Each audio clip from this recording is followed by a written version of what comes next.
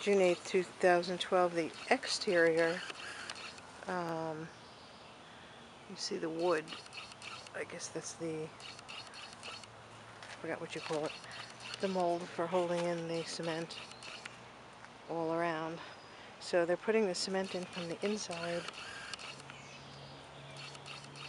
See? All the way down the line. Take a look. Let's walk around and look.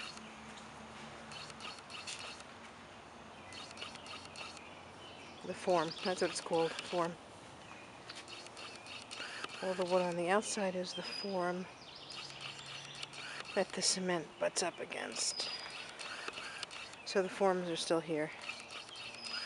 The house is filthy. It will no doubt be cleaned up before everyone's finished. This is around the back side. We'll go around the side. Do the same thing all around. Yep, same thing. First time I'm seeing it too. So these guys are doing a very good job. I apparently know what they're doing, which is nice for a change. A bit of a mess, but not bad. They're being very neat.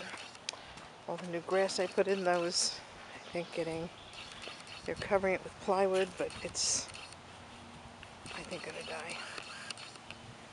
Well, at least the bushes, hopefully, will be okay.